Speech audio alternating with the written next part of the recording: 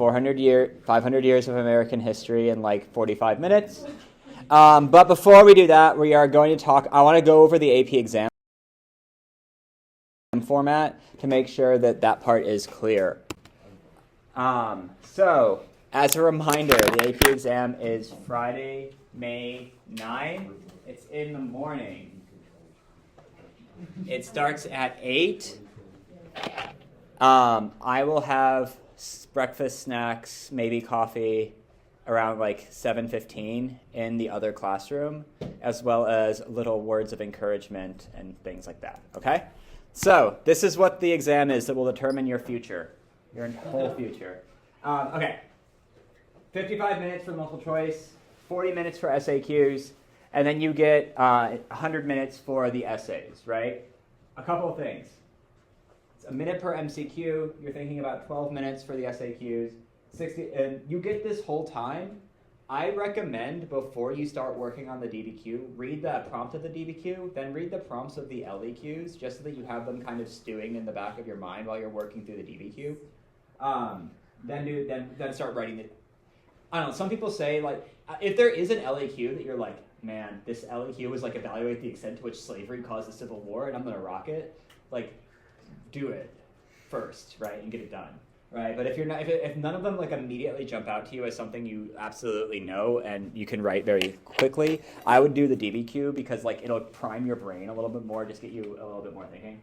Other things to note: 40% of the exam weighting is the MCQs, right? So like everyone always is like, I need to watch the Heimler video on how to write a DBQ. The DBQ is only a quarter of your grade, right? You'd be better off like the MCQs are going to be more of your grade. And the LEQ and the SAQs are like more or less equal parts of your grade, right? So like the plurality of the points are in the MCQ section. So if we're looking at how the units are weighted, right? This is why I said to focus your studying on here, because that's like 66 to 81% of the 60 to 81% of the grade is of the test content is going to be from periods 3 through 8, right? I don't actually think it's a good use of your time to spend time studying 1, 2, and 9. Like what I'm going to go over today should be like the extent to which you should do that at all. Okay. So some just general advice on the AP exam. So for MCQs. Remember, each of them you're going to have sets of questions of 2, 3, or 4 questions, where they're always going to be a primary source, a secondary source, image, chart, data, or map. All of them will require some sort of engagement with the source, or they will be paired with the source. Some of the question will ask you to. Almost every set will have a question that's like comparing it to something in a different time period, or how is this similar to something in a different time period or something like that. So time management is really important. You want to think 1 minute per question. They're all stimulus-based. Read the attribution first, then the questions, then the source. You might know the answer without the stimulus, right? Like the stimulus might just be a distraction. And if you get bogged down in a source, skip it and come back, but don't leave any blank because it's not the SAT. Does the SAT still penalize you for wrong questions, or did they change that? It used to be you got like a point for right answers, and to discourage you from just guessing, you would lose a quarter of a point for wrong answers. Okay, well, it's never mind then. That analogy doesn't hold anymore. You don't lose any points for like a wrong answer, right? So it's best to like make your best guess. You should be able to narrow every question down to like the best 2 choices, and then guess. It's not really going to focus on like Trivial Pursuit style questions, like who was the name of Thomas Jefferson's second Secretary of Labor? Trick question. There wasn't a Department of Labor during the 3rd presidency. But use what you know to eliminate wrong answers. Like really focus on like time periods and geographic areas. That's why you have anchor dates and presidents, right? So that you can kind of link those that way. And it's really important to focus on the big picture.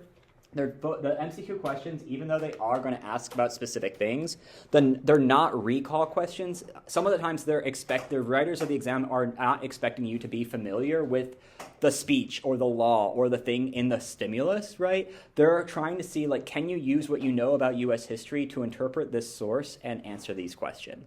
So, like, think big unit ideas and themes.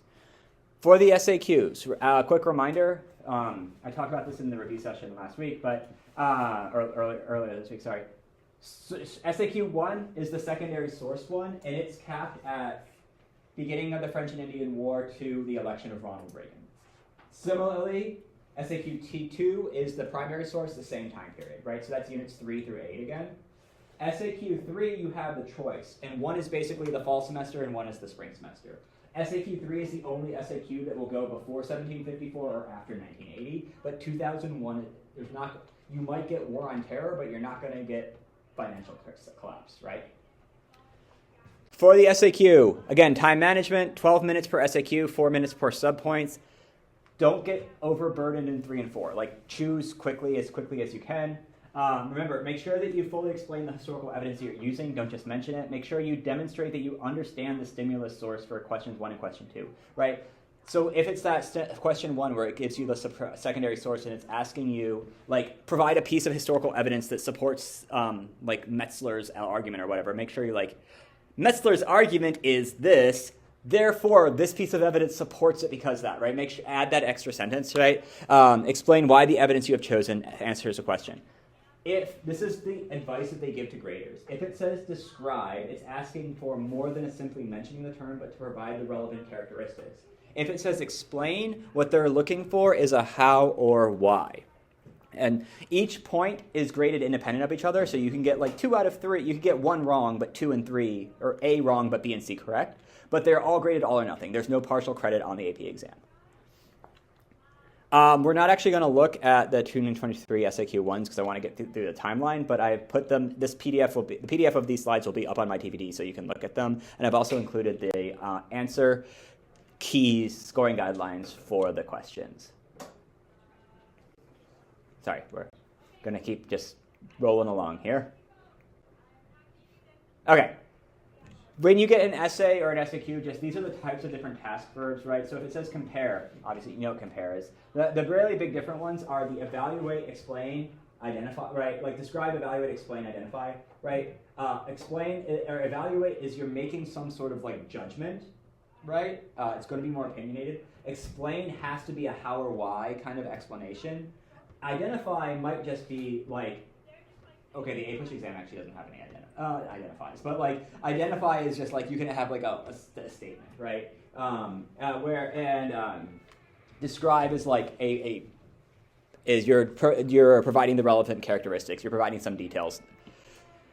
For the DBQ, quick reminder: you have 7 documents and a prompt. So here is the rubric. This is the rubric I'm actually going to grade your final on next class, right? It's the regular AP rubric. I have to determine what the exact correspondence to points will be because I need to list it down in front of with a calculator.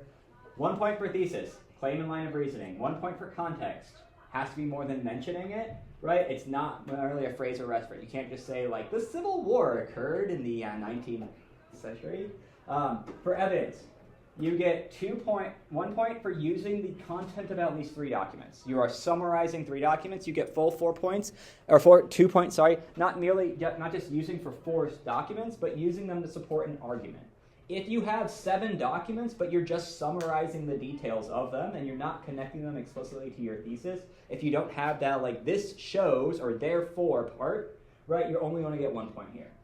And then you need at least one piece of additional evidence beyond those found in the documents. For the outside evidence point, the part where I see people mix up the most is they provide outside evidence about the document, which is really just like context or point of view. They will like see like, it'll be like a quote from or a speech from like Abraham Lincoln, and it'll say like Abraham Lincoln additionally was assassinated, and it's like that's just context for the document, right? You want to make sure that your outside knowledge is distinct from the documents. And then for analysis and reasoning, you get a point for doing 2 hips, right? But you don't get the point if you don't have the how or why it matters. If you just say like the historical context of this was the Civil War, but you don't explain how that's relevant to your argument, you don't get the point. And this is like the new unicorn point scoring, right? It's like showing depth of analysis or sophisticated use of evidence, right? So this you could actually get this through like multiple hips, like 4 hip analysis, or using all 7 documents. You can get that extra point there. Yeah. So you just need 1 of them? Correct. Yeah. The LAQ, you will get 3. One will focus basically pre-1800, right, like Columbus to Jefferson's election. One will be the 19th century, and one will be Spanish-American War, basically to 9/11. So like one is pre-1800s, one is 1800s, one is 1900s. They will always be asking like a similar skill. Like they will all be cause and effect or change over time or compare and contrast. They'll just be different topics, obviously. I think that you should answer the one that you think you'll do the best on. So the thesis, the rubric for this, right? 1 point for thesis and contextualization. This is the exact same language as the DBQ, right? Evidence, right? You need to use at least 2 pieces of specific evidence. I think you should be using like 3 or 4 pieces of specific evidence, right? To make sure that like, because like if you get it, if it's wrong, if you misremember something, right, you don't get those points, right? And it has to be, right, supporting the argument. You cannot just say like, this is a prompt about the civil rights movement, and you just like describe Martin Luther King's "I Have a Dream" speech, right? And you don't actually use it to make an argument. You'll only get 1 point no matter how many examples you have, right? Two evidence. Yeah, two specific pieces of evidence that support, right? For analysis and reasoning, you get 1 point if you're, and this is for the essay as a whole, right? It's not just in the thesis, right? But the essay as a whole has to make some sort of compare and contrast argument, change over time argument, or cause and effect argument, right? Like you have to be making some sort of historical analysis in the course of your essay to get that point. And 2 points is the unicorn point, the complex historical understanding point. You can do that with at least 4 pieces of evidence. You're doing multiple perspectives, multiple time periods, things like that. So at least 4. Wait, what do you mean at least 4 pieces? It's like you need 4 to get the actual thing. Yeah. So if I just have 4 pieces of evidence, I get the point? It says uses evidence effectively to demonstrate. Explain how multiple pieces of evidence supports a nuanced, or at least 4 supports a nuanced or complex argument. So you have to use at least 4 in a way that is making like an interesting argument. So like use 4 pieces of evidence correctly. Not just correctly. It's not just enough that you have like accurate evidence that support, but like that you are using multiple pieces of evidence to develop like a sophisticated argument. Basically, this one is still, unlike the DBQ one, this one is still kind of like the unicorn point. Where the DBQ one is much more like if you use all 7, you can get that extra point. This one, because it's unclear, like the nuanced or complex argument, that's like the wiggle room they give to readers to like reward the like really great essay above the like pretty good essay, right? Yeah. So they don't penalty you for like using the wrong evidence? Yeah, if you use an error, the advice that they give you is that they give readers that they're supposed to treat this as a rough draft. So they say for accuracy, if you have historical errors, as long as that you do not get points for this, like if you like just completely misdescribe and say like Lyndon Baines Johnson did Watergate and was assassinated because of it, right? Like that wouldn't count as a piece of evidence, but you don't lose a point for that as long as the rest of your argument is good. Yeah. So for the DBQ one, if I like have 4 hypotheses, then if you do successfully do a HIP analysis and show why they're relevant for 4 of your documents, you can get that extra point that way. Yes. For the DBQ. For the DBQ, yeah. Yes. And the AP rubric will be used for the final. For the final, I'm going to use the AP DBQ rubric. I just need to sit down and math out like a 7 will be 50 points out of 50. I think I need to just make sure I make that breakdown fair, but that will be on the test that I give you. There's no AP curve on the AP curve doesn't mean anything. Because the AP curve, the reason why there's an AP curve is because the maximum amount of points on the AP exam is 120 points, not 100. Oh. So it will be easier than like our regular unit test. Yes. Yeah. How many points is the LEQ out of? 6 points. Yeah. But it's not like 1 point is the same as like an MCQ point, right? Correct. Yeah. Yes. Oh, for our final, is it gonna be like are the MCQs more or are they like What do you mean more?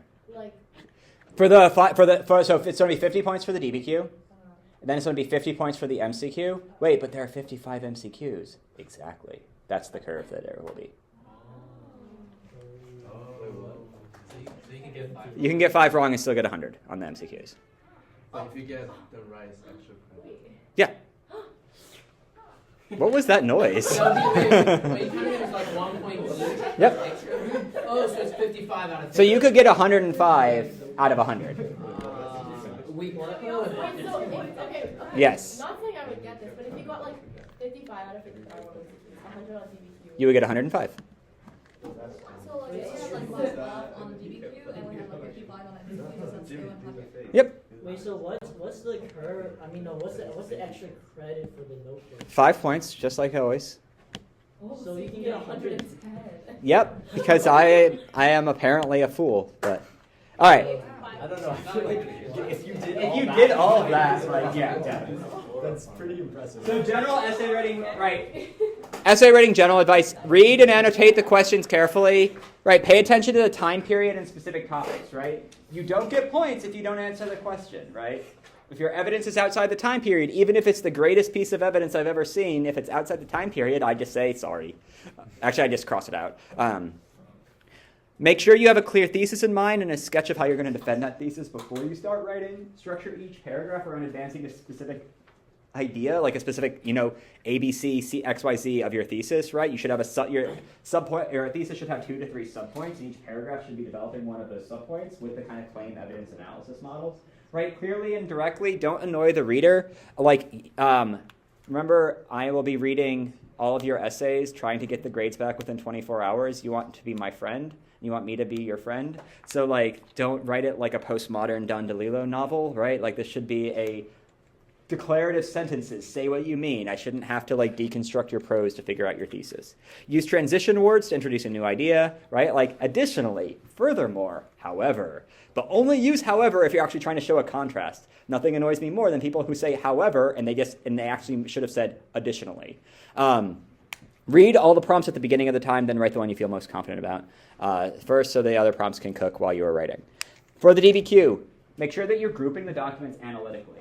The biggest piece of advice I've seen from AP readers is to make sure that you're not just going, document A says this supports my thesis because of this, but to actually write it like an essay, right? The primary cause of the Civil War was this, for example, in document 2, yada, yada, yada, right? Paraphrase, don't close, and don't summarize, argue. Remember, you're trying to use this evidence to support your thesis, not just show that you can summarize 7 documents.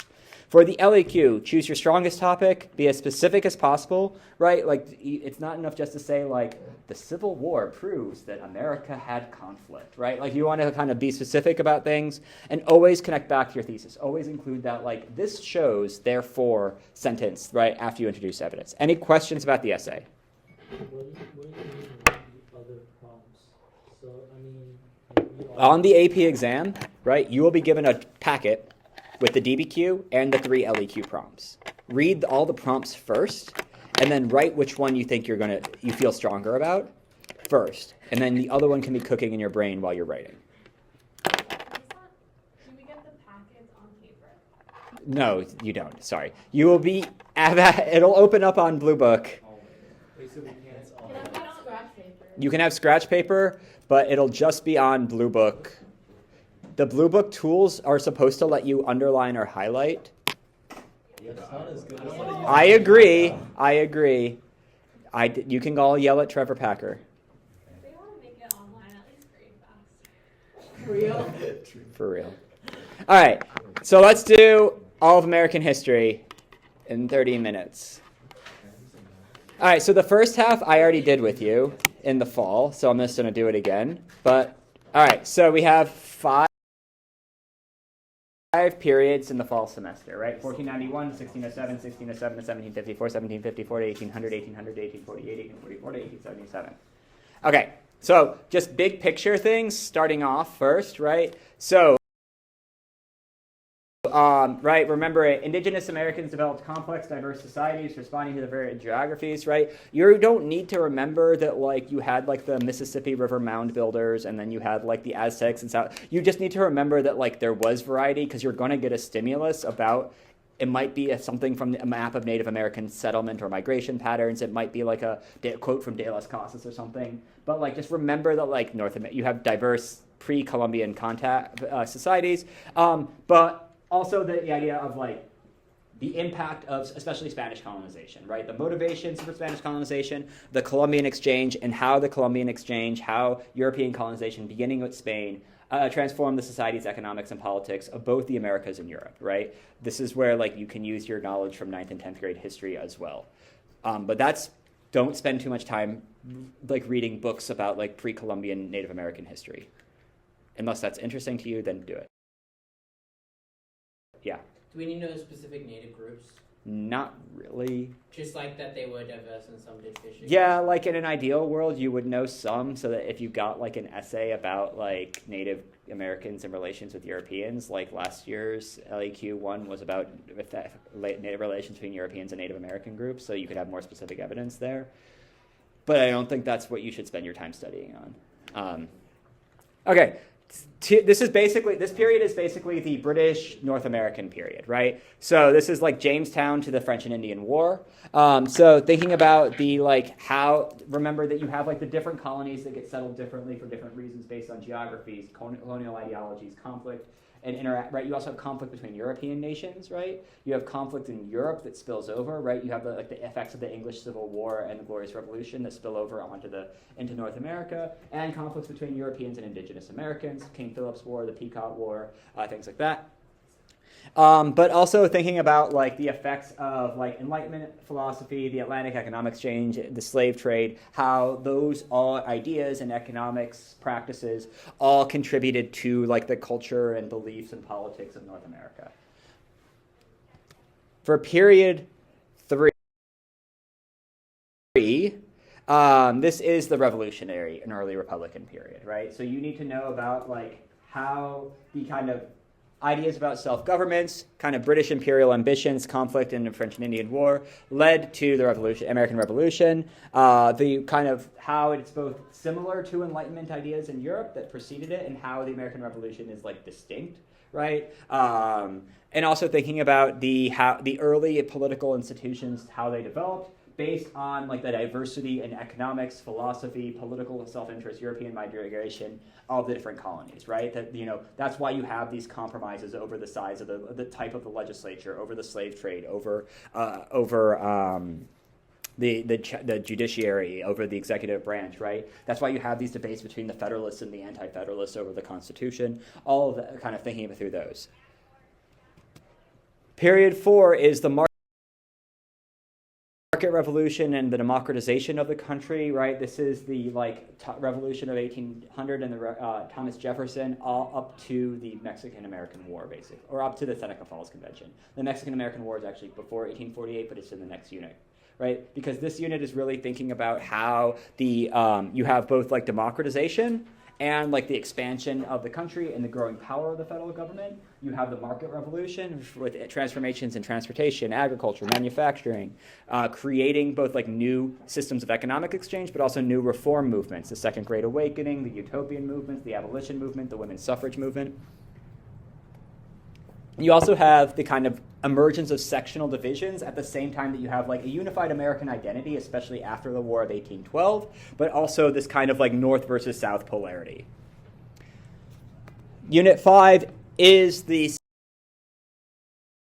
road to Civil War and reconstruction of the Civil War, right? So the Mexican-American War, the Mexican Cession, westward expansion, slavery, and kind of economic and social difference intensified sectional conflict in the 1840s and 50s.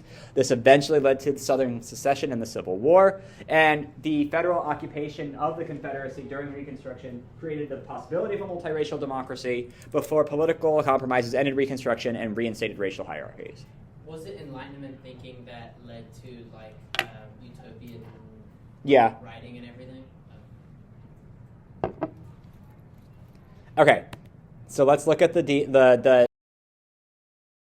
timeline in more detail for some anchor dates and presidents. So for period 1, right? We're looking at the discovery of the United States in 1492 by Columbus, or not the United States, the Western Hemisphere, right? The establishment of the encomienda system, right? The encomienda system was the idea that the encomenderos were given plots of land by the crown and the right to expropriate the labor of any of the indigenous people there. Cortez comes to Mexico in 1519, conquers the Aztecs. Pizarro conquers the Inca in Peru in the 1530s. Charles V, the Goat, in 1542 passes the new laws that prohibit indigenous slavery. In 1585, the Roanoke colony is founded, and then they accidentally did. And then in 1607, we have the foundation of Jamestown, which is the first permanent English settlement in North America. If you know those things, you're probably fine for Unit 1. In most of the other units, you're going to need to know more details than just the anchor dates, but I feel like for Unit 1, if you know, like, there were Native Americans, then Columbus. It was bad. They tried to reform it to make it a little better. Then you're probably in okay shape. So, like, I don't have to study period 1. I'm saying that I don't think it's the best use of your time to study a section that's going to be no more than 6% of the whole exam. I am not saying that it's not an important period of history, but I'm saying that the exam is in 2 weeks. It's going to be okay. It's like this time in 2 weeks from now, you will all be done with the exam. Some of you will be taking the macro exam. All right. What about on the final? Do you think we should study this for the final? The final is just a practice MCQ, like I'd say mock MCQ exam. So it's the exact same distribution and format. So, all right, period 2. We're looking at Jamestown in 1607. In 1620, the Pilgrims come to Plymouth. In 1630, the Puritans come to Massachusetts Bay, right? Then you have the foundation of a bunch of other colonies, but remember, kind of the key difference is you have like joint stock company, right? Focused on economic expropriation, economic accumulation, and more like religiously motivated, right? Building a Christian commonwealth in New England.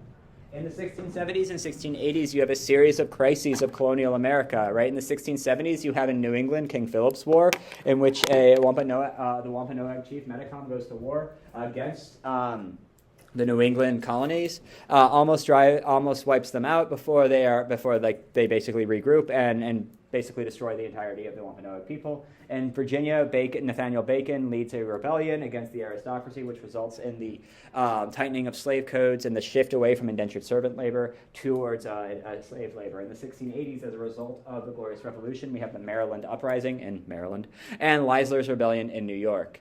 In the 1730s, we have the first Great Awakening, the first of like 4 Great Awakenings, right? The first Great Awakening, this is George Whitefield, this is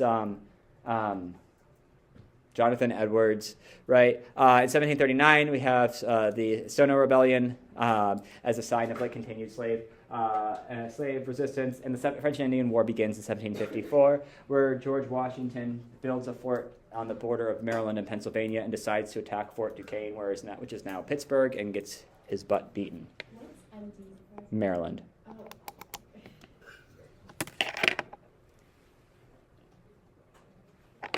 George Washington started French and Indian War. Well, he was responsible for the first shots being fired in the French and Indian War. What was Leisler's rebellion? That was the Calvinists in New York that tried to overthrow the governor, sought to overthrow the governor and like turn New York into like a Calvinist state. He thought that he would have the support of the monarchy because William of Orange had deposed the Catholic James II and the Glorious Revolution, but then William was like, no, you don't just get to overthrow the colonial governor. Why is it so important? Other than It was just a crisis. Yeah. All right, we now get to call this United States history because we're in period 3. And it starts with the French and Indian War between 1754 and ends with the Treaty of Paris in 1763. There's also the 7 Years' War that happens there as well. Leading up, then we have the lead up to the Declaration, to the American Revolution. The Declaration of Independence is signed in 1776, and they write the Articles of Confederation. That's the first form of government of the newly independent United States. It has a really weak central government. Each state gets one vote in the legislature. They can't impose taxes or have a standing army. And in order to pass any laws, you need to get 9 of 13 votes. Unfortunately, there's also no president or federal judiciary. It creates a problem. So they decide to, even though they win the war in 1783, yay, they need a new form of government. They call it, so they ratify they go to a constitutional convention, they write a new form of government, it gets ratified in 1788, and they elect George Washington, yay, to be the first president. Then there's John Adams. John Adams? John Adams is not really popular because he does a bunch of things like in the quasi-war with France, like the Alien and Sedition Acts, including the Enemy Aliens Acts that we're still using today for some reason. And he does not get reelected in 1800, and instead Thomas Jefferson gets elected in what's known as the Revolution of 1800.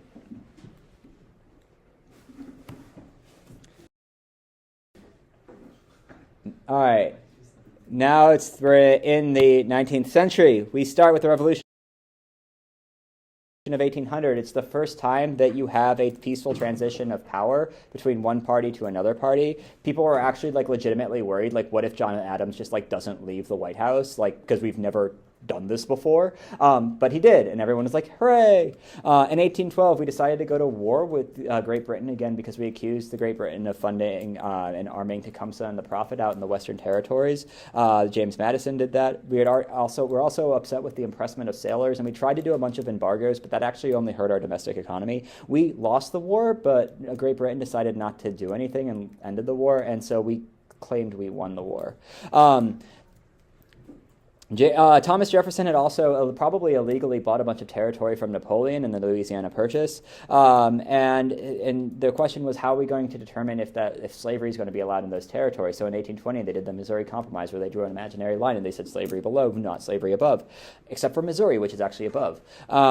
So they basically kicked the can down the road. In 1824, Andrew Jackson got the most both electoral and popular votes, but not enough to win the Electoral College. So it went to the House of Representatives, where Henry Clay decided to support John Quincy Adams in exchange for a cabinet seat. This was called the corrupt bargain, which allowed John Quincy Adams to be president. Andrew Jackson got big mad, and so he spent the next 4 years building a political party, the Democratic Party, helped by his best friend Martin Van Buren, in which they won a big election in 1828. But right before John Quincy Adams left office, he signed the Tariff of Abominations, leading to the nullification crisis, in which Andrew Jackson's own vice president, John C. Calhoun, wrote a book saying that South Carolina doesn't have to follow federal law, and then Andrew Jackson was like, you do. And he used the Force Act in order to force South Carolina to abide by the tariff. Andrew Jackson didn't like the National Bank, and so he vetoed an extension to the National Bank and put all the money in state pet banks. That led to a big financial panic, and it was called the Bank War. After Andrew Jackson served his 2 terms in office, he also removed a bunch of Native Americans from Georgia, probably unconstitutionally,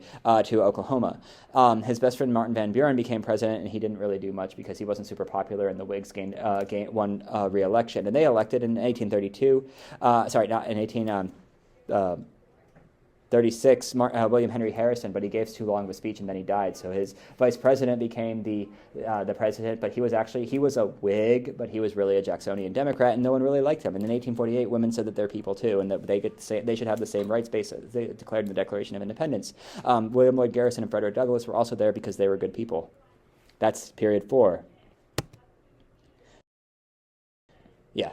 What did the Whigs believe in again? The Whigs basically were just, we don't like Andrew Jackson. What year was the Louisiana Purchase again? 1803, I think. That sounds right. Yeah, that seems. I know it's right after 1800 somewhere. I think it's 1803, but I might be What wrong. happened? The Louisiana Purchase. It's in Jefferson's first term, and I'm fairly confident it's 1803. All right, period 5.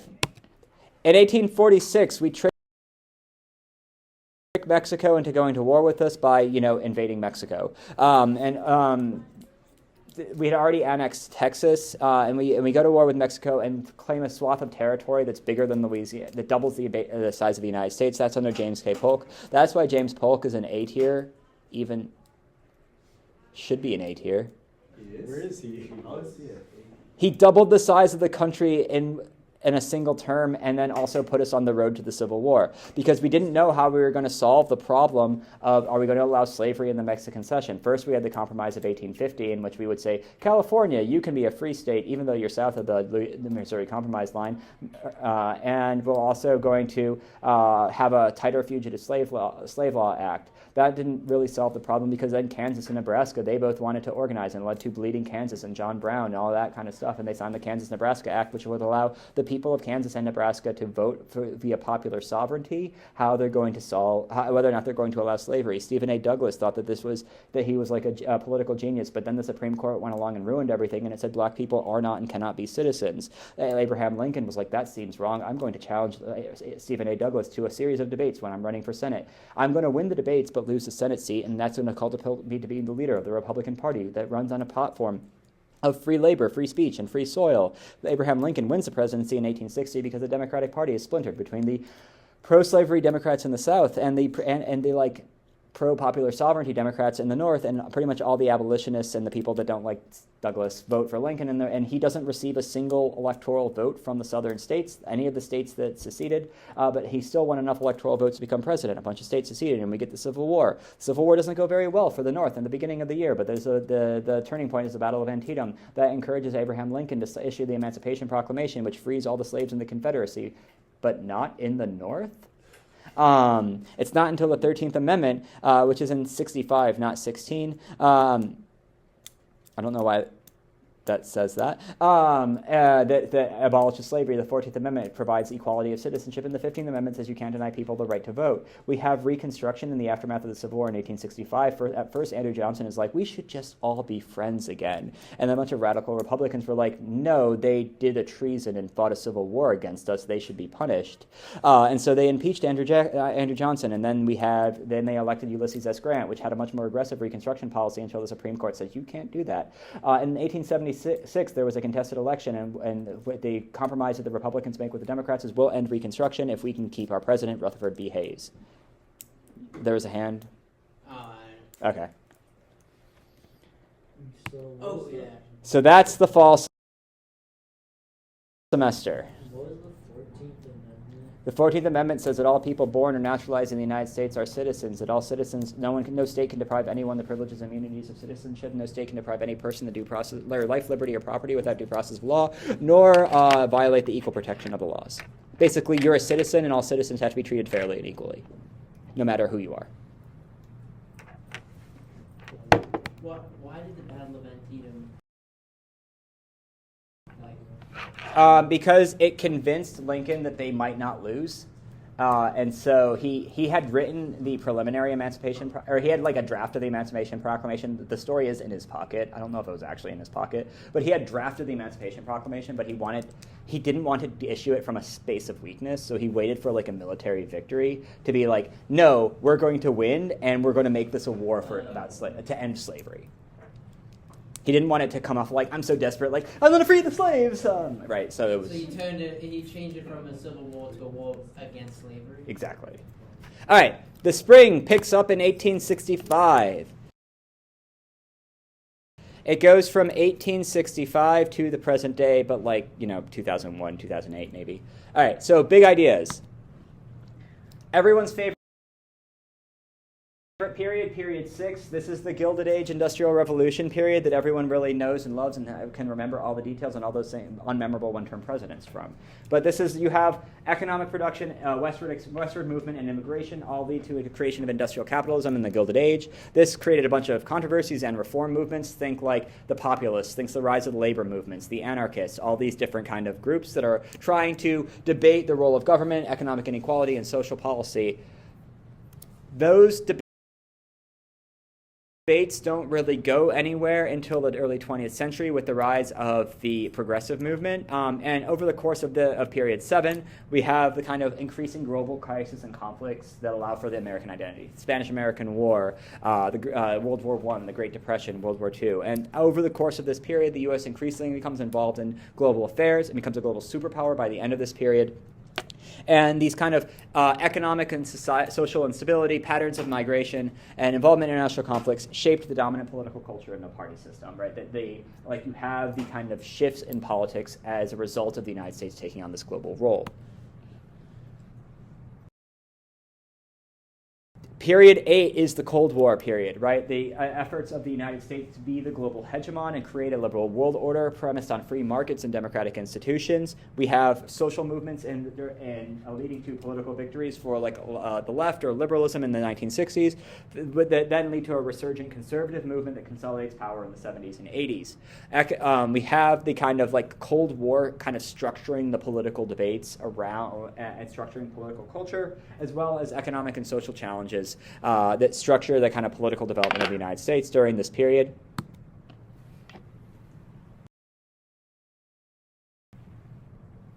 And then finally, in period 9, you have the neoliberal consensus that emerges between the 1980s and 2010s around the role of government in the economy and society.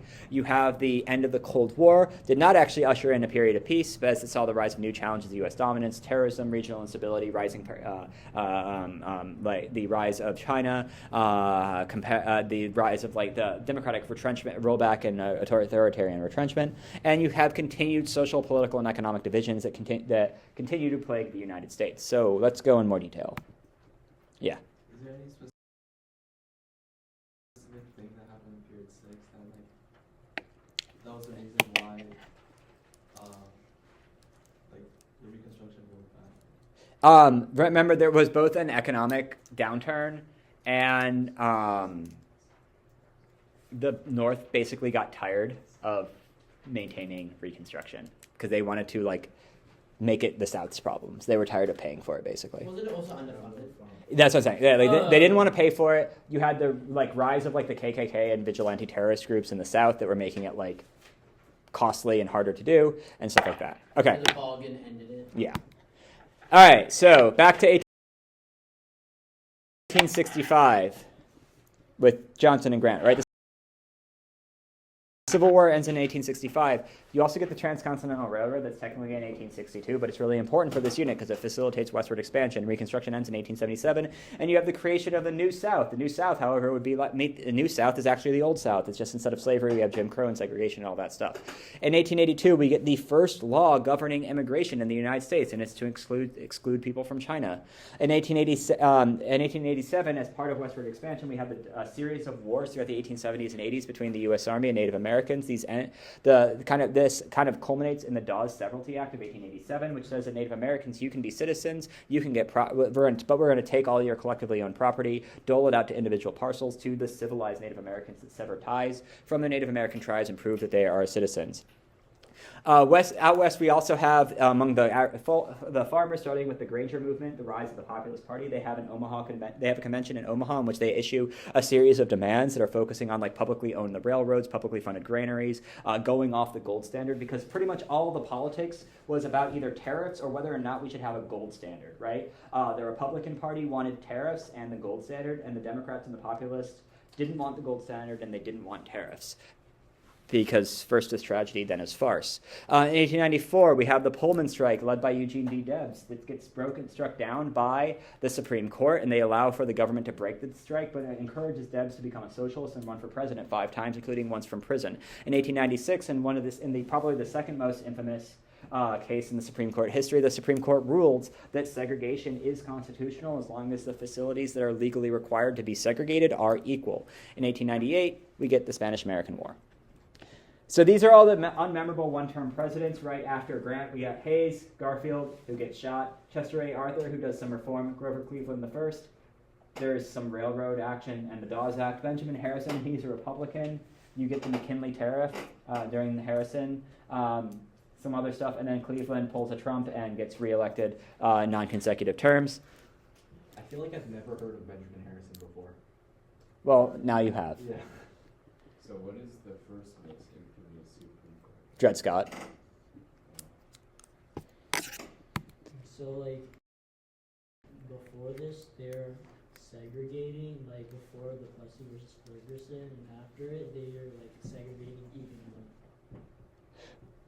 I don't know if they're segregating even more, but the court ruled that those segregation, like, because it was about laws, like the Plessy versus Ferguson case was about a Louisiana law that required train cars in Louisiana to be segregated, and the court said as long as those facilities are equal, like that they are like, they are not like they're supposed to be like equal quality, right?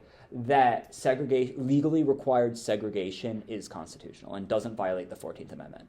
So what did the Dred Scott like? Dred Scott was the African Americans are not and cannot be citizens. They both have to deal with. Yeah, they're both bad. I'm gonna go out on a limb on that one, but you. Are the qualities of those facilities actually equal? No. But the court, like legally, because the court wasn't ruling on the particular facts of it was ruling on the law, because the law was written that said that like African Americans must be given separate, the separate but equal is actually in the Louisiana law. So it said, like, as long as the facilities are equal, like those laws, as long as the law provides for separate but equal. Now, one of the arguments why in Brown that overturns Plessy, or at least Plessy for the purposes of public schools, found that, like, these were not in fact equal. That was one of the reasonings of the court. Okay, this is the U.S. becomes a global power unit, right? It starts with the Spanish-American War. Once again, part of the don't touch our boats theory of American foreign policy. The Maine blew up. We went to war against Spain and to free Cuba, also take over the Philippines, Puerto Rico, Guam, and build an American empire. Between the Spanish and American War and World War I, we have the rise of the progressive movement and the elections of progressive presidents like Teddy Roosevelt and Howard Taft and Woodrow Wilson that seek to use the power of the federal government to have a more active role in the economy, to bust trusts, to play a mediating role in labor disputes. In World War I, the U.S. gets involved in 1917, even though World War I begins earlier in 1914. Help me, Euro. What? Okay, thank you. 1914. The 19th Amendment gets ratified in 1920. That gives women the right to vote. Now, this doesn't mean that no women could vote until 1920, but it was a state-by-state policy. Wyoming actually gave women the right to vote in the 1860s. So if you ever get the Trivial Pursuit question, which state was the first state to get women the right to vote, remember, it was Wyoming. In 1925, what's his name? William Jennings Bryan does his last, because he was doing a bunch of stuff. He was big in, he ran for president. He gave the Cross of Gold speech. He was a big leader in the populist movement.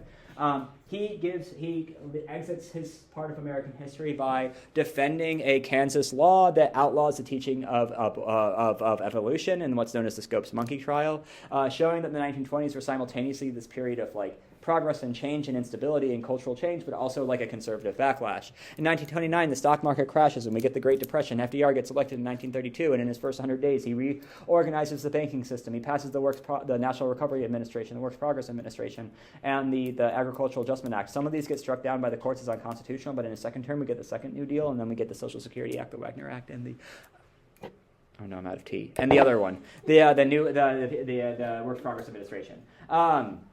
In 1941, this mostly gets us out of the Great Depression, or at least it increases economic growth, but levels of employment and GDP aren't back at what they were at pre-Depression levels until the mobilization for World War II. Because even before the Japanese attacked Pearl Harbor and the Philippines, the United States had decided to build an arsenal of democracy and started basically rearming and rebuilding and strengthening its military and selling or lending those weapons and tanks and bombs and ships and things to Britain and France, because World War II had started in the continent with the invasion of Poland in 1939. In 1941, the United States gets involved when the Japanese attack Pearl Harbor. We declare war on Japan. Immediately, for some reason, Hitler and Mussolini declare war on the United States, making it World War II. There's an argument to be made that,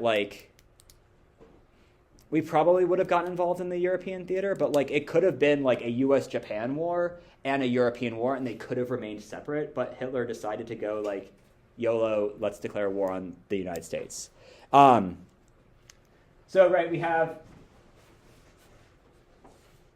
We McKinley, Spanish-American War, he gets assassinated when he gets reelected. Then we have the progressive presidents, Roosevelt, Taft, and Wilson. Harding, Coolidge, Hoover, this is like the 20s and early 30s. This is the kind of like Republican return to normalcy, right? Like we don't need the progressives. We don't need to be involved in the economy. Let the economy go, like let the economy cook, let it keep going. Uh-oh, we accidentally leave the economy. Let's elect Franklin Roosevelt. We're going to reorganize things. And then Truman takes over after he dies, right after winning election for the 4th time. Period 8 is the Cold War unit.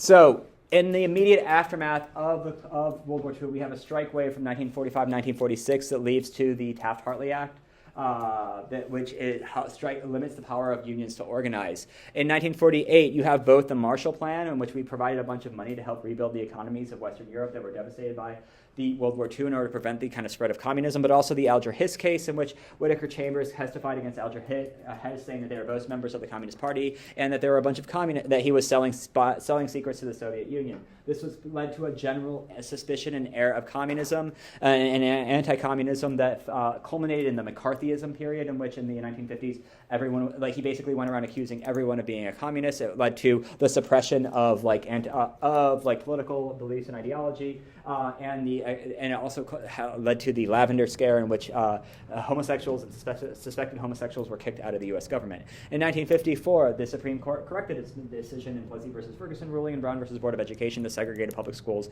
are not and cannot be equal. This mobilized the civil rights movement, which would continue to mobilize and advocate through both legal strategies led by the NAACP and direct action strategies led by Martin Luther King and other members of the SCLC, the Southern Christian Leadership Conference, the Congress for Racial Equality Corps, and the Student Nonviolent Coordinating Committee, SNCC, that would culminate in 1964's passage of the Civil Rights Act by Lyndon Baines Johnson, who becomes president after John F. Kennedy was assassinated in 1963. This would kind of culminate the political realignment that moved African Americans into the Democratic Party, but Lyndon Baines Johnson, not willing to rest on his laurels, decided to destroy all the political goodwill he had with the Gulf of Tonkin Revolution and getting more involved in Vietnam. In 1968, we have a series of crises. We have the assassinations of Martin Luther King, Robert F. Kennedy Jr., you have the Tet Offensive, you have LBJ deciding not to run again, you have also, and you have the kind of violence that breaks out at the Chicago DNC. Nixon gets elected in 1968, doing his comeback story, because remember, he was the vice president under Eisenhower, and he lost to Kennedy in 1960, and he never really lived it down. And then when he was running for re-election in 1972, he was so paranoid that he authorized the break-in to the DNC headquarters at the Watergate Hotel and got caught and then lied about it and then was forced to resign, and this led to a bunch of people that were skeptical about the government. The other two presidents who came after him weren't very good. Gerald Ford tried to whip inflation now, but because we supported Israel during the Yom Kippur War, the OPEC put us under an oil embargo, leading to stagflation. Then Jimmy Carter, a simple peanut farmer from Georgia, ran for president. He got elected, but he actually kind of was more like a Republican. He sought to lower taxes and lower regulations, but he did help negotiate the Camp David Accords, which led to normalization of relations between Egypt and Israel. But the Iranian Revolution happened in 1979 because they weren't really happy about what we did to Mossadegh back in the 50s, and they took a bunch of American diplomats hostage, and leading to a crisis that basically doomed Jimmy Carter's presidency and allowed for the election of Ronald Reagan. Oh no. Where are the rest of my presidents? Oh, there they are. Okay. Ronald Reagan gets elected, and he wants to cut taxes and cut the size of the federal government, even though the amount of government spending and the deficit actually increased while he was president. He fired the air traffic controllers in 1981. In 1989, the Berlin Wall fell down. In 1991, the Gulf War happened, and we entered in the New World Order led by the United States. Clinton was president, and he signed NAFTA in 1995 or 1996, but he was impeached in 1998. In the year 2000, the Supreme Court said that we're going to stop the recount in Florida, and Bush will become president. In 2001, the September 11th attacks happened. In 2007 to 2009, the Great Recession happened. In 2015, Obergefell versus Hodges said that marriage equality is a thing. We have, we have Reagan, H.W. Bush, which is Reagan's vice president. We have Clinton, who's like a Republican who pretends to be a Democrat, and Bush, and then we have the election of Obama in 2008, and then then Trump, Biden, Trump. So that is all of American history in 51 minutes. Any questions? Okay. Did you record this? I am recording this, yeah. It's gonna be a YouTube video. It's it's going to take a while for me to upload it to my TVT, so. Wait, so if we knew everything you just said, you think we'll get 100%? No. You think we will do fine? I think you will do okay if you know everything I just said. Do okay? Yeah. It's like trends. Like, and what does that mean? Right, okay, so like the reason I say that is because like I did not go into nearly as much detail as will be on the exam, but if you know those trends, right, and you know those anchor dates, you can figure out the questions, right? Because like you want to think of the test not as testing your knowledge, but testing your historical thinking skills, right? Like you do have to know some things, right? But like a lot of the times the questions are written, and they're written about things that you, like the stimuli will be things we haven't studied, because they're trying to see like, okay, what do you know about the 1920s so that you can interpret this source that was written in the 1920s and talk about the trends of the 1920s. Does that make sense? Yeah. So you want to think of the multiple choice questions less about like testing your explicit knowledge, About what you know. but like your ability to use what you know to figure out the questions. Will we get back up, please? Yeah, let me go get them while we're having Hala, and I meant to grab the folder, I just forgot to grab it. Yeah. While you're grabbing them, sorry, this is like a personal thing, but while you're grabbing them, I like my test from before spring break. I also have those too for everyone, yeah. Okay, so I did this activity last year, but Let's do it. I don't know if we've got time. It's okay, we can rush through it. It's just, Well, it's basically that's making a playlist for each period. So this one is mine. Right, because in period 1 they paved paradise and put up a parking lot, Yeah. right? Period 2 is run to the hills because of the forced dislocation of Native Americans. Obviously, there's a party in the USA for period 3 because the the United States was founded. Thing 4, the market revolution, is all about money, right? In period 5, right, the Confederacy was defeated, so they drove Old Dixie down. In period 6, there's a line in the song, the theme of this party is the industrial age, and you came in dressed like a train wreck. So that's why it's for period 6. In period 7, it's tear the fascists down, because we tear the fascists down. In period 8, it takes the power back, because you have like Black Power and like kind of the New Left and like protest movements. In period 9,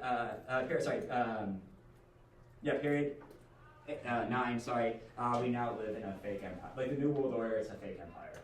So if you want to create your own playlist in which you have a song that matches up with all of the periods of APUSH, you can do that, I guess.